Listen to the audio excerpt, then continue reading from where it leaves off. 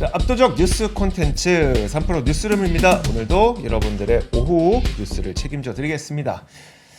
네, 안녕하세요. 원선우 기자입니다. 원래 보통 자기소개 안 하죠? 그치. 아니요, 했었어요. 오늘 좀 정신이 없네요. 아, 그러네요.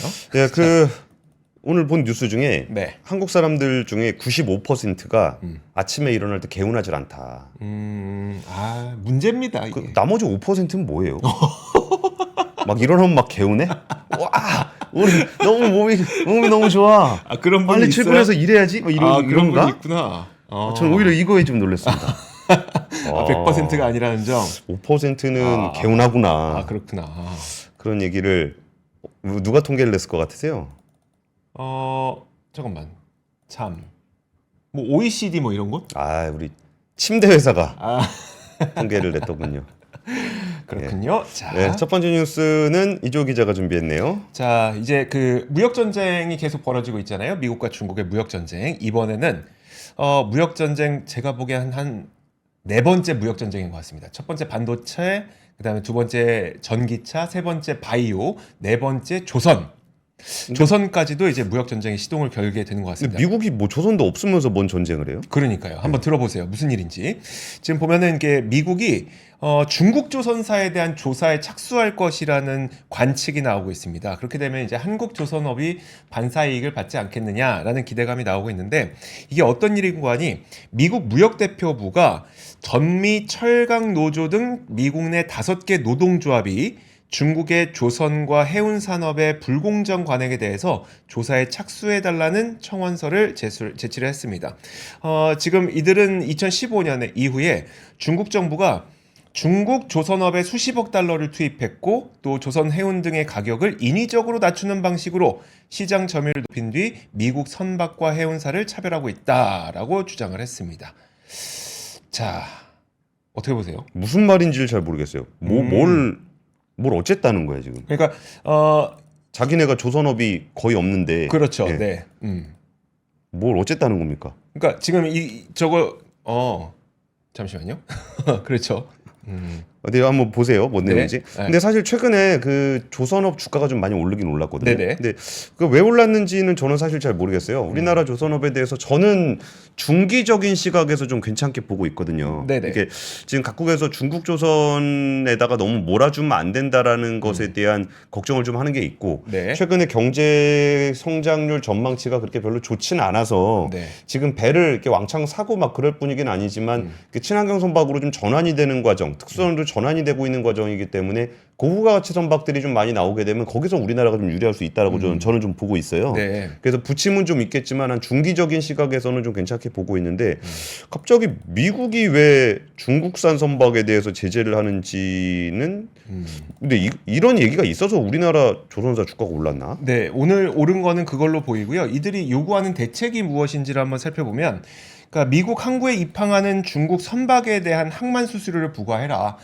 중국 선박들이 지금 이게 중국 정부의 지원을 받아서 싸게 운항하는 거니까 거기에 대한 우리의 대응책으로 항만 수수료를 부과해서 좀 덜 들어올 수 있게 해라라고 하는 거고요. 그리고 해운인가 그럼? 그렇죠, 해운이죠. 그리고 미국 내 상선 건조를 촉진시키기 위한 조선업 지원책을 내놔라. 근데 이건 사실 좀 힘들 것 같습니다. 가능하진 않을 것 같아요. 일단 USTR은 무역 대상국 정부의 불공정 관행에 대한 보복 조치를 규정한 무역법 301조 있잖아요. 예. 여기에 따르면 청원을 접수하게 되면 45일 이내로 조사 개시 여부를 결정해야 되거든요. 그러면 지금부터 한 달 반 정도 이후까지는 조사 개시 여부를 결정을 해야 됩니다. 그리고 이 무역법 301조 아마 많이 익숙하실 텐데, 도널드 트럼프 전 대통령이 2018년에 중국 철강 무역 전쟁 시작할 때 인용했던 조항이 바로 이 301조입니다. 근데 이게 좀 그 조사에 대한 가능성은 상당히 높게 점쳐지고 있는 게 뭐냐면, 화면 함께 보시면은 작년에 바이든 대통령이 UAE에서 전미 자동차 노조 있잖아요. 예. 노조가 파업하는 현장에 가서 당신들 그럴 만한 권리 있습니다. You deserve it. 막 이랬잖아요. 사실 뭐 대통령이 근로자들을 생각해서 근로자들을 지지할 만한 이유는 있지만, 실제 파업 현장에 대통령이 간다는 거는 참 이례적인 행보였었거든요. 아무래도 이제 바이든 대통령은 선거를 앞두고 좀 적극적으로 표심을 잡기 위해서, 특히 노동조합의 표심을 잡기 위해서 제가 보기엔 적극적보다는 좀 다급함이 맞는 것 같긴 한데 어쨌든 그 노동조합의 표심을 잡기 위한 노력을 하고 있기 때문에 바이든 대통령이 과 함께 이 조사는 좀 착수가 될 가능성이 높아 보입니다. 실제로 바이든 대통령도 X에다가 USTR에서 이번 청원서를 법률에 따라 검토할 것이라고 했습니다. 근데 지금 미국이 무슨 걱정을 하고 있는지를 보니까 미국이 산업 경쟁력과 공급망을 완전히 넘겨주면 해상 지배권을 중국에 빼앗길 수 있겠다라는 우려가 있다는 겁니다. 말씀하셨던 것처럼 해운 쪽을 얘기를 하는 거겠죠. 근데 미국 내에서는 조선업 몰락이 곧 안보 위기라는 지적이 제기가 되고 있는데 뭐 배를 못 짓는다고 무슨 문제가 그렇게 크냐라고 생각할 수도 있겠지만 지금 선박이라고 하는 건 그냥 배를 이쪽 항만에서 저쪽 항만으로 보내는 데 그치는 것이 아니라 전 세계가 이제 항구, 화주, 해운사 이렇게 다양한 이해 당사자들 간의 데이터들이 굉장히 많이 생성이 되고 있잖아요. 그런 데이터를 취급하는 플랫폼이 될 가능성이 상당히 높기 때문에 만약에 이쪽에서 미국이 밀리게 된다면 해운 산업에서의 경쟁력이 크게 밀릴 수 있고 결국 이런 것들은 선박까지도 중국에게 의존하게 된다라는 이 위기감이 미국에 있다는 겁니다. 결국 한국이 좀 수혜를 받을 수 있는 전망이 있긴 한데 그 이유가 뭐냐면 이 조선사라고 하는 게 워낙 험한 업종이잖아요. 조선업이라고 하는 게. 그래서 우리나라에서도 조선업이 지금 굉장히 크게 부흥하고 있긴 하지만 우리나라 근로자들조차 조선업에 잘 안 가려고 하다 보니까 외국인 근로자를 우리가 어떻게든 끌어와서 이제 이 일자리를 주고 있지 않습니까? 그만큼 워낙 험한 일이라서 미국에서 자 그러면 지금부터 조선업 하겠습니다 라고 한다고 해도 미국 내의 근로자들이 그 업에 갈 가능성이 상당히 낮습니다. 그러다 보니까 한국에서 수혜를 받을 수 있지 않을까라는 기대감이 많이 있는 상황입니다. 여기 댓글창에 보면은 뭐 군함은 만들지 않나요? 뭐 이런 얘기들이 좀 나오고 있는데 네. 그 미국의 존스 액트라고 있어요. 아, 네. 그 미국에서 돌아다니는 배는 그 미국에서 만들어야 된다. 그러니까 그렇죠. 미국 항만에서 미국 항만으로 가는 배. 예. 네네. 그래가지고 이제 군함 같은 경우는 그 앞에서 돌아다녀야 되기 때문에 주문을 미국 조선사들이 만들어야 되는데 그럼 여기서 그 한국 조선사가 어떻게 수혜를 받는지는 약간의 고리는 좀 있어야 될 것 같기는 해요. 네. 근데 어쨌든 조선업이 없진 않거든요. 그러니까 있긴 있는데 네. 그 지역에서 좀 왔다 갔다 하는 배가 있는데 그 부분들은 또 이렇게 중국 배를 만들면 또 조선업이 어긋나게 돼가지고 연결고리가 좀 명확하진 않은데 보니까 이게 뭐 철강 노조라든지 뭐 이런 데들 들어가 있는 걸로 봐서는 네. 저게 조선 그 선박 자체보다는 그 생태계 지금 이조 기자 설명해 주셨던 것처럼 항만을 비롯한 그 철강 뭐 이런 생태계들의 이야기가 좀 포함되어 있는 게 아닌가 싶습니다. 네. 제가 준비한 뉴스는요. 오늘 요새 이제 주주총회 시즌이잖아요. 그래갖고 뭐 그 주주 안건들에 대한 그 기관들의 평가 그리고 주총 결과 이런 거 나오고 있는데 오늘 삼성물산 주주총회가 있었습니다. 제가 가보지는 못했고 그쪽에 이제 현장에 나가 있는 기자들한테 좀 타사 기자들한테 좀 물어보고 했는데 네. 뭐 분위기 장난 아니었다 그러더라고요. 그래요? 안건 통과가 안 돼. 아니 근데 지금 삼성물산이 굉장히 중요한 이슈가 있었어요 지금? 삼성물산은 항상 이슈가 있죠. 네. 주가가 안 오르죠. 근데 그나마 많이 오르긴 했어요. 최근에 네. 그 밸류업 프로그램 때문에 올랐는데 이거 같이 보여드리면 참 좋은데 이게 그 한번 찾아봐 주세요. 그 구글에다가 네. 삼성물산 주가 장기 차트 한번 좀 검색 좀 해주세요. 여기서 그 환경 기사에 나온 얘기를 보면은 여기 어느 고령의 주주가 제일모직 시절부터 삼성물산 주식을 49년째 가지고 있습니다. 그간 손해만 보다가 죽을 나이가 되어 억울합니다. 네. 예, 장기 차트 한번 이제 같이 보실 수 있을까요? 네. 보여주시죠. 예, 장기 차트를 같이 보시면은 이게 그 2000 몇 년입니까? 2014년부터의 차트인데 그 2014년부터 지금까지 가지고 있었으면은 19%가 상승한 걸로 나오죠. 10년 동안. 네, 2014년부터만 보더라도. 네, 10년 동안 19%. 네, 10년 동안 가지고 있으면 19%가 올랐는데 네. 이게 밸류업 프로그램 때문에 오른 겁니다. 끝에 오른쪽 끝에 쫙 올라갔죠. 네. 그러면은 거기 한 10만 원대를 본다 그러면은 네. 한 15만 원 정도에 들고 있었다 그랬을 때 한 10년 가지고 있으면 10만 원. 그럼 얼마 빠진 거의 한 겁니까? 30% 빠진 거죠. 네. 뭐 이런 것들 때문에 이게 무슨 안건이냐의 문제가 아니고 네. 그냥 이게 주주 혹시 이 안건에 대한 의견 있으십니까? 하면 그냥 일단 의장 손 들고 얘기하는 거예요. 네. 이게 뭐 자체 사업으로 수익을 내는데 배당은 관계사 수익만 한다니까 어쨌든 막 영업이익에서 배당을 제외하는 것에 대한 불만과 이런 얘기들이 좀 계속적으로 나왔어요. 근데 물론 이번에 그 행동주의 펀드들에서도 배당 확대를 굉장히 세게 좀 요구를 했었습니다. 네. 근데 그런 부분들이 반영이 되진 않았어요. 77% 찬성으로 이사회가 올린 안건, 그러니까 주당 2,550원, 우선주는 주당 2,600원 현금 배당하는 그런 안건이 통과가 됐습니다. 근데 그럼에도 불구하고 올해 삼성물산의 현금 배당 규모는 전년 대비해서 10.9%가 늘어났습니다. 아까 2,550원을 배당을 했다고 했는데 행동주의 펀드가 요구했던 가격은 보통 중에 4,500원이었습니다. 네. 그러니까 거의 한 2배 가까이 되는 부분인데 뭐 회사 쪽의 의견은 그랬어요. 지금 그거를 기준으로 해서 주주환원을 하게 되면은 2024년 회사의 잉여 현금 흐름의 100%를 초과한다라는 얘기를 했습니다. 네. 근데 그러면 들어온 돈을 100% 넘게 배당을 하는 건 좀 많지 않나? 네. 이런 생각을 할 수 있잖아요. 네. 근데 이게 왜 이런 의견의 차이가 발생을 하게 되냐면은 지금까지 우리나라 기업들은 돈을 버는 것을 기준으로 생각을 많이 했어요. 경영을 잘해서 돈을 잘 벌어야 된다. 네. 그러니까 대부분 기업들이 잉여 현금 흐름, 뭐 프리 캐시플로우라고 보통 얘기하는 잉여 현금 흐름의 뭐 30%, 40% 이런 식의 배당을 하거든요. 그러면 행동주의 펀드들은 왜 이렇게 많은 잉여 현금을 다 뛰어넘는 그 정도를 배당을 하라 그랬냐면은 지금 되게 중요하게 나오고 있는 부분들이 자본 배분입니다. 네. 회사가 주주로부터 돈을 받았으면 그 돈을 가지고 수익을 잘 내든지 네. 잘 낼 자신 없으면 돌려주든지 근데 그동안 워낙 안 돌려주고 많이 쌓아놨기 때문에 그 부분들을 좀 정리를 하라는 거예요. 그러다 보니까 지금 당장 내년 프리 캐시플로우의 100%가 넘습니다라고 얘기하고 있는 거고 행동주의 펀드들은 아니 니네가 지금 쌓아놓은 돈이 네. 너무 많다. 그러니까 여기에 잉여가 ROE가 너무 낮지 않냐. 네. 그래서 이런 갈등들이 생겨나는 겁니다.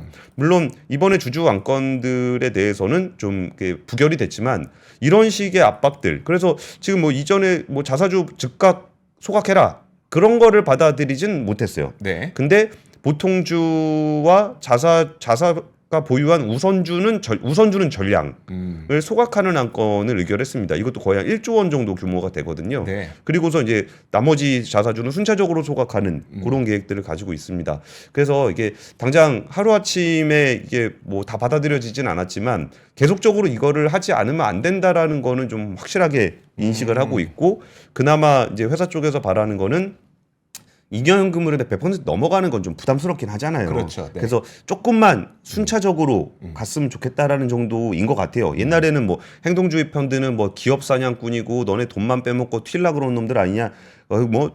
있잖아요. 소액 주주들은 투기꾼이다. 이런 인식은 이제는 조금 변하고 대기업 기준입니다. 네.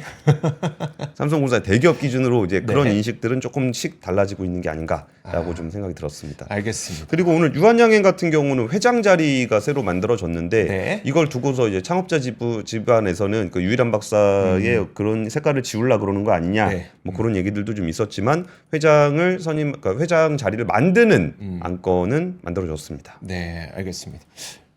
자, 그리고 유한양행은 전화해 보셨었죠? 네. 얘기 뭐래요? 들었어요. 그러니까 이런 거였었죠. 그러니까 도대체 왜 회장직을 만들려고 하냐라고 했을 때 이제 유한양행 측의 설명은 이런 거였습니다. 아무래도 이제 요즘에 렉라자라든지 그 항암제 있잖아요. 항암제가 이제 글로벌로 판매를 앞두고 있는데 결국 해외 시장을 노리는 상황에서는 그러면 어떤 그 중요한 R&D 임원이라든지 이런 분들을 이제 섭외를 하게 됐으니까 이게 선임을 하려고 할 때, 영입을 하려고 할 때, 그럼 그분들이 갖게 되는 직함 가운데 좀 높은 직함을 요구하는 경우가 있다는 거예요. 회장? 그러니까 그런 그 사업의 성장에 대비하는 차원의 회장 직급을 미리 만들어 놓는다는 게 이제 유한양행의 설명인 거고 또 한 가지가 뭐가 있냐면 그 이정희 의장이 사실 회장이 될 가능성이 가장 높은 인물로 좀 거론이 됐었어요. 특히 예, 예. 이제 내부에서도 아니 이정희 의장이 회장 차고선 유한양행의 어떤 그 지배권을 아예 가져가려고 하는 거 아니냐라는 이야기도 있긴 있었는데 이정희 의장은 실제로 두 개의 매체에서 난 절대로 안 한다. 난 절대로 회장 안 할 거다라는 이야기를 지금 워딩이 되어 있거든요. 그거 하나랑 또 오늘도 이제 주총 자리에서 나올 때 기자들이 그걸 가장 많이 물어봤습니다. 하실 겁니까? 전 안 합니다 하고 이제 나가긴 했어요. 그래서 이렇게 단언하고 굳이 또 회장 자리로 갈 일은 없긴 하니까 또 그런 부분도 있다는 점도 저희 보시면 되겠습니다. 삐딱한 시선으로는 네. 뭐 상황을 할 수도 있고 네. 상황? 자기의 측근을 아, 삐딱한 시선으로 보는 네네. 뭐 그런 일도 좀 있는데 어쨌든 주주총회에서 그 안건이 통과가 됐습니다. 저희 기자들끼리도 했던 얘기가 아니 그럴 거면 굳이 왜 만듭니까? 나중에 필요할 때 만들면 안 되니 뭐 이런 얘기도 하긴 했습니다. 예. 자, 다음 뉴스 한번 보도록 하죠.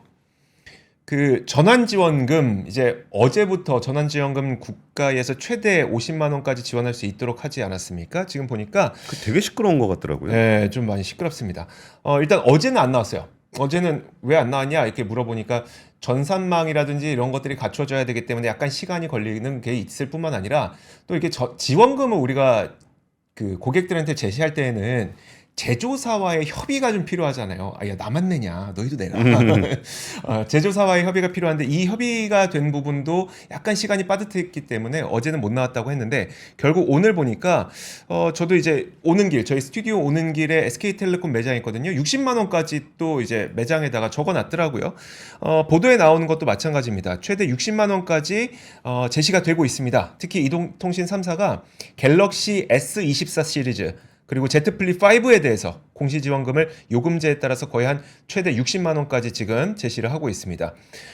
지원금은 앞서 말씀드렸던 것처럼 서로 분담을 좀 해야 됩니다. 그래서 사실 제조사 입장에서도 우리가 팔고자 하는 신제품이 있을 때 좀 적극적으로 지원을 하는 그런 경향이 있는데 사실 이 어제까지만 하더라도 공시지원금이 안 나오다 보니까 야, 지금 신제품 나온 것도 아닌데 특히 애플 같은 경우에는 작년에 나오지 않았습니까? 야, 여기서 아이폰 15 갑자기 많이 팔겠다고 애플이 뭐 분담하겠어? 이런 얘기가 있었거든요. 근데 요즘에 갤럭시는 인공지능이 탑재된 모델들을 좀 강력하게 밀어붙이고 있다 보니까 아무래도 그래서 갤럭시 위주로 공시지원금이 좀 많이 나오고 있는 것이 아닌가라는 추측성 기사들이 좀 많이 나오고 있습니다. 기자들도 좀 그렇게 바라보고 있고요.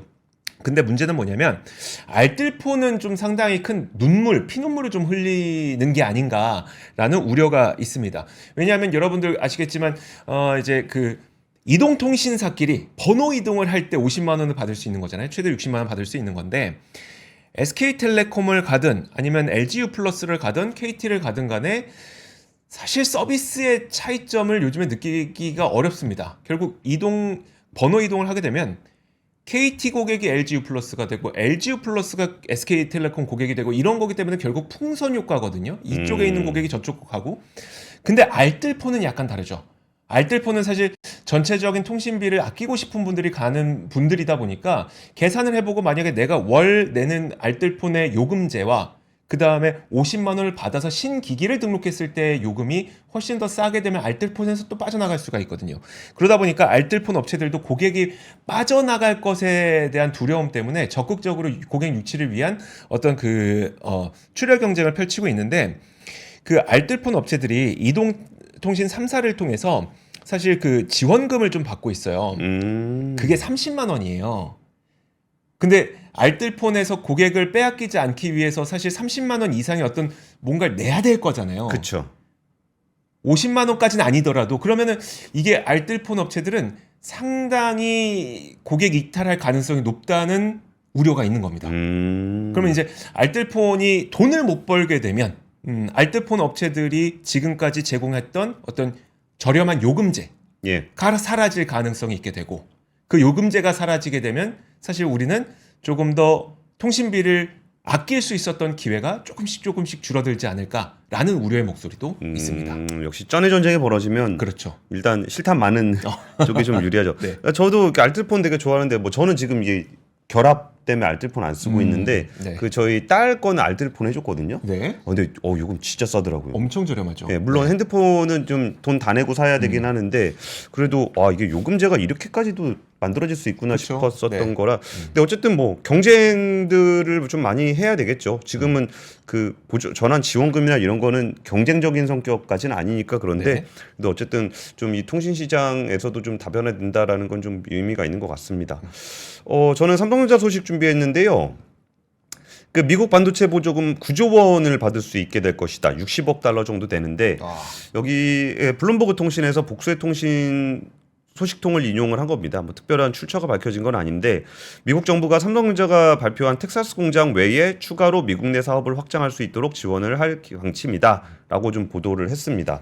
근데 사실 그 우리한테 중요한 거는 삼성전자가 받는 것도 굉장히 중요하고 네. TSMC보다 더 많이 받을 것인가? 더 많이 받습니다. 이게 중요합니다. 네. 네, 그 TSMC보다는 좀 더 많이 지급받는 것으로 지금 보도가 좀 나오고 있어요. 물론 인텔 같은 경우는 여기보다 규모가 훨씬 크죠. 아까 60억 달러 얘기했는데 여기 인텔 같은 경우는 뭐 390억 달러에서 뭐 한 500억 달러 뭐 이런 식의 지원을 받을 거다라는 얘기가 좀 나오는 게 있고 또 이제 인텔의 어떤 보조금 받는 지역이 애리조나주 뭐 이런 데 좀 스윙 뭐라 그러죠? 경합주. 스윙보트? 네, 경합주. 요런 데이다 보니까 좀 여기가 지원이 좀 세다 그런 건데 그 뭐 인텔 다음으로 삼성전자가 조금 더 많이 받을 것으로 보인다라는 얘기들이 좀 나오고 있어서 좀 근데 지금 제가 좀 취재해 본 바로는 그 미국에다 공장 짓는 거 TSMC나 삼성전자나 조금 골머리가 좀 아픈 것 같더라고요. 네. 여기다가 최첨단 공장을 지을 것이냐라고 봤을 때 반도체 수요가 그만큼 살아날 건지가 하나 퀘스천이고 네. 또 하나는 여기 이제 그 ASML의 2세대 장비가 들어오는데 네. 그 정도까지로 이게 높여갈 거냐라는 부분들에 대해서 약간 의문이 있고 그래가지고 좀 보조금을 핑계로 약간 좀 시간 조정을 좀 하면서 속도를 늦추는데 TSMC보다 늦으면 조금 눈치가 보이니까 그렇죠. 삼성전자는 삼성전자보다 늦으면 좀 눈치가 보이니까 요렇게 좀 하고 있는 성격이 있고 오히려 TSMC 같은 경우는 지금 일본 쪽에 투자를 되게 강화하고 있다는 거예요. 네. 그 일본 공장을 이번에 그 일본 공장을 이제 짝꿍을 하면서 그 2번 공장을 또 짓는 계획을 바로 발표를 했고 네. 일본 공장 같은 경우는 이게 이미지 센서 공장이거든요. 네. 그러니까 뭐 첨단 반도체 만드는 그런 공장은 아닌데 이 공장은 한 7나노급 정도는 되는 그런 공장을 또 질라 그런다는 거예요. 네. 그래가지고 이제 TSMC도 미국보다는 일본 쪽에 조금 포커싱을 하는 것 같고 삼성전자 같은 경우는 이제 국내에다가 조금 더 집중을 하고 있는데 국내 공장에서도 이제 메모리 수요가 반도체 수요가 어떻게 될지 잘 모르겠고 네. 여기서 그 3나노 같은 경우는 수요를 잘 잡을 수 있을지가 조금 애매한 구석이 있어서 속도를 조금은 늦추고 있는 그런 상황이라고 합니다. 그래서 지금 여기가 속도가 빨리 날 것 같진 않지만 어쨌든 TSMC보다는 더 많이 받을 것 같다.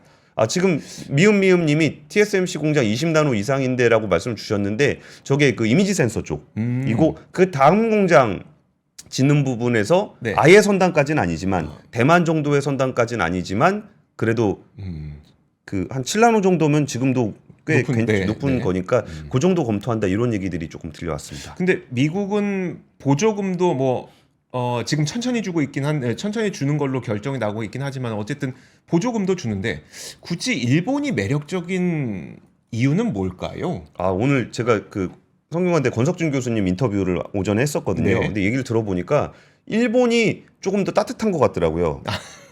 그래요? 돈도 주고 네. 그 아리백 되게 중요한데 아리백 할 때 쓸 수 있는 그러니까 지금 대만 같은 경우는 나라가 작잖아요. 네. 그래가지고 거기서 에너지를 신재생 에너지로 보급받기가 좀 어려운데 그렇겠네요. 그 구마모토현 인근에다가 뭐 셀, 뭐죠 셀이 아니고 뭐야 태양광팜 네네. 또 좀 만들어 주려고 하고 있고 그리고 그 지역에 계약학과 대학 만들어 가지고 인력 지원 네. 또 해줘. 그러니까 돈은 기본적으로 주고 돈은 돈대로 주고 거기다가 인력할 수 있는 인력 양성에 대한 비용 또 내주고 네. 거기에다가 전기 대주고 또 일본에는 미국에는 없는 그 소재 부품 장비 회사들의 생태계 네. 요게 있어가지고 그 TSMC 입장에서는 꽤 만족스러운 투자로 인식하고 있다 이런 얘기였습니다. 그렇군요. 알겠습니다. 안 그래도 저도 뭐 일본에 뭐 10개 짓는다 막 이런 뉴스들이 좀 나오길래 도대체 일본이 어떤 점이 매력적일까 했는데 그런 부분이 있었군요. 알겠습니다. 다음 뉴스 보도록 하겠습니다. 부동산 하나 보고 가죠. 부동산. 뭐 이거 자주 나오는 지표이긴 한데 오늘은 이제 두 개의 뉴스를 한꺼번에 볼 거예요. 그러니까 집값이 3개월 연속 하락하고 있다는 뉴스. 반면에 이제 전세 가격은 또 계속 올라가고 있고요. 그런 가운데 주택 매매 심리는 또 2달 연속 상승하고 있다. 이 뉴스입니다. 두 개의 뉴스를 한꺼번에 보도록 하겠습니다. 일단 그 주택 매매 시장의 관망세가 지속되면서 전국 집값이 3개월 연속 하락했습니다. 반면에 전세값은 7개월 연속 오름세를 나타나고 있어요. 이 뉴스는 뭐 자주 보셨으니까 특별할 게 없습니다. 근데 하락세를 보이던 전국의 주택 매매 소비자 심리 지수가 2달 연속 상승했다는 거예요. 국토연구원이 발표한 부동산 시장 소비자 심리 조사에 따르면 지난 2월 전국 주택 매매 시장 소비자 심리 지수가 107.1을 기록해서 전월보다 4.2포인트 상승했습니다. 주로 수도권이 상승세를 이끌었고요. 서울의 주택 매매 소비 심리가 111.4로 전월보다 1포인트 올랐으니까 서울 그리고 경기, 인천 이쪽이 매매 심리가 올라가면서 전체적인 매매 심리가 올라간 것처럼 나타나게 된 거죠. 그럼 이게 어떤 현상인지를 부동산원에서 분석한 내용을 한번 보면요. 매수자와 매도자 간의 적극적인 가격 조정이 없는 관망세 속에서 급매물 중심의 거래가 간헐적으로 발생하다 보니까 가격 하락이 나타나고 있다. 다만 서울은 강남 지역 위주로 하락폭이 축소되고 있고 인천 역시 교통망 개선 계획에 따라서 기대감으로 하락폭이 줄었다라는 겁니다. 그러니까 지금 보면은 매수 심리가 없는 것 같지는 않습니다. 매수 심리는 있는데 매도자들이 가격을 내리려고 하고 있잖아요. 그러다 보니까 거래가 일어나지 않습니다. 하지만 이런 가운데 급매물권은 간간히 나타나게 되죠. 그러면 이 급매물이 거래가 체결될 때마다 가격이 하락하는 것으로 통계가 잡히고 있다는 부동산원의 분석인 겁니다. 자, 그러다 보니까 매수 심리는 올라가는 거, 매수는 있다는 거고 매도자가 가격을 안 낮추고 있다.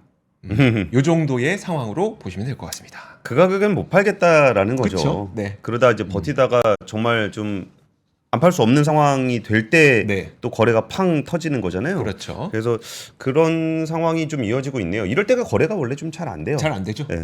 그렇습니다. 매수자들은 이제 가격 좀 내려온 것 같으니까 좀 살라 그러는데 파는 사람들은 그 가격에는 못 못 팔 판다. 게 있으니까 뭐 그런 거는 조금 아직까지는 시장이 좀 불안한 거죠. 그렇죠. 예. 근데 이런 측면도 분명히 있는 것 같아요. 지금 금리가 그래도 올해가 될지 모르겠습니다만 어쨌든 인하가 될 거라는 기대감들이 좀 있잖아요. 그러니까 그리고 이제 우리는 불과 몇 개월 전까지만 하더라도 굉장히 주택 가격이 몇 개월은 아니죠. 한 1년, 1, 2년 전까지만 하더라도 주택 가격이 굉장히 급격하게 올랐던 것을 봤기 때문에 그 수요가 그리고 그 수요에 대한 기대감이 꺼지지 않은 것 같습니다. 네. 알겠습니다. 주주총회 관련한 얘기 또 하나 전해드리겠습니다. 고려아연 얘기하고 한진칼 네. 얘기를 좀 전해드리려고 그러는데 저는 이번 주총에서 제일 관심 가지고 보고 있는 기업 중에 하나가 고려아연입니다. 고려아연은 좀 아시는 분들은 아시고 좀 잘 모르시는 분들은 모르실 건데 이게 두 가문이 원래 동업을 했다가 네. 그 최 씨하고 장 씨하고 동업을 했다가 장 씨가 지분이 더 많았는데 최 씨가 우군을 많이 확보를 해가지고 역전을 했고 네. 그래가지고 최 씨가 경영을 하면서 안건을 제시했는데 장 씨가 지금 반대를 하고 있는 그런 상황이에요. 근데 거기에서 장 씨가 영풍 쪽에서 요구하는 장 씨가 영풍 쪽입니다. 네. 영풍 쪽에서 요구하고 있는 거는 이제 배당 좀 더 해달라는 거하고 그 삼자 배정 유상증자할 때 뭐 정관 변경하지 마라 요구했는데 그 글로벌 그 투자 자문 의결권 자문 기구인 네. 글래스 루이스가 그 배당 안건에 대해서는 고려아연 쪽 편을 들어줬고 그리고 또 하나 아까 전에 그 삼자 배정을 누구한테 할 것이냐 이 안건에 대해서는 반대를 했어요. 네. 근데 삼자 배정 안건은 별로 안 중요합니다.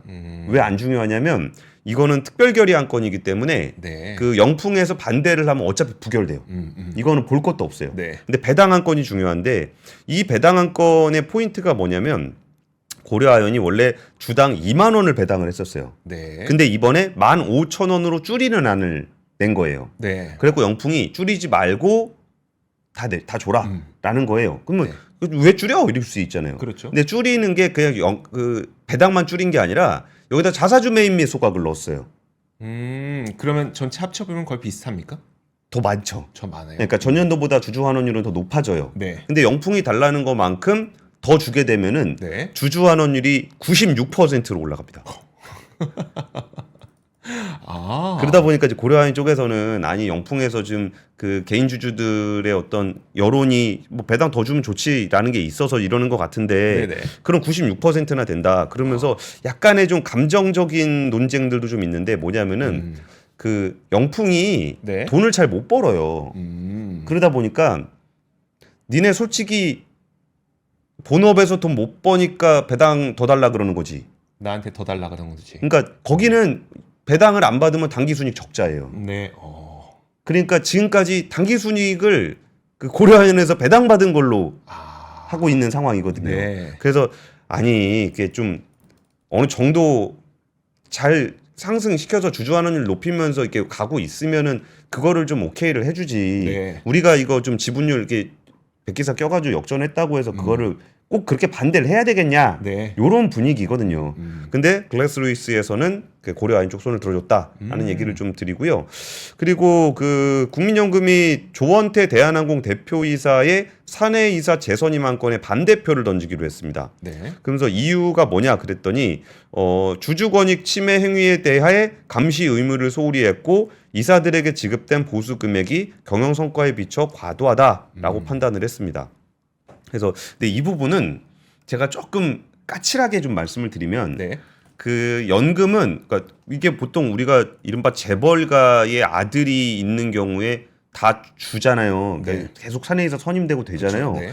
근데 그 국민연금이 꽤 오랫동안 조원태 회장과 그 전에 조양호 회장의 사내이사 선임 안건에 대해서 반대를 계속 한 적이 꽤 많아요. 그래서 와 여기 국민연금이 그래도 진짜 네. 쓴소리 할 때는 쓴소리 하는구나 할 수 있잖아요. 네. 근데 국민연금이 이 사내이사 재선임 안건에 찬성을 한 적이 있는데 네. 그때가 언제냐면은 그 KCGI하고 경영권 분쟁 붙었을 때. 네. 그러니까 국민연금이 캐스팅 보트 역할을 할 때는 찬성. 네. 내가 찬성하나 반대하나 어차피 사내이사 될 것 같을 때는 반대. 그건 무슨 의미예요? 그렇게 되는 건? 아니 그러니까 도대체 왜 그러는지 모르겠어요. 아. 아니 진짜 되면 안 된다고 생각을 했으면은 자기들이 캐스팅 보트로서 진짜 반대해서 부결시킬 수 있을 때도 반대를 했어야 그때 되잖아요. 반대해야죠. 네. 근데 지금도 대충 분위기 보면은 이제 산업은행이라든지 뭐 우호지분 합치면 연금이 반대를 해도 선임될 거거든요. 네. 될 것 같아요. 근데 꼭 요럴 때만 반대를 하니까 음. 정말 진짜 반대를 할 의지가 있는 건지. 네. 왜냐면 진짜 정작 부결시킬 수 있을 때는 안 했었으니까. 아하. 그래서 그런 부분들을 조금 까칠하게 좀 어쨌든 그런 반대한 거 자체는 이제 네. 스튜어디시 코드에 따라서 좀 세게 뭐 그 재벌가의 회장을 그렇죠. 부결시킨 데가 네. 있다고 하는 거니까 이거 자체는 이제 견제의 의미로서 좀 유의미하게 해석이 되는 건데 왜 그때는 굳이 찬성했을까? 그런 일이 또 있었군요. 이런 생각이 좀 들었습니다. 눈치 보이나?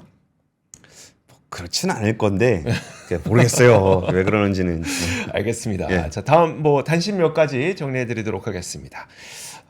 그리스 중앙은행 총재가 유로존이 6월부터는 금리 인하 시작해야 되지 않겠냐라는 이야기를 했습니다. 사실 우리가 지금 전 세계적으로 미국은 금리 인하를 언제 시작할 것이며 유럽은 언제 시작할 것이며 일본은 도대체 금리 인상을 언제 시작할 것인지 이런 금리에 대해서 많은 관심을 갖고 있잖아요.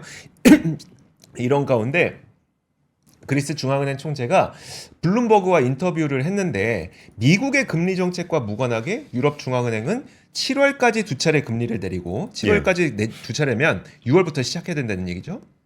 그 다음에 연말까지 두 차례를 더 인하해야 된다라고 얘기를 한 겁니다.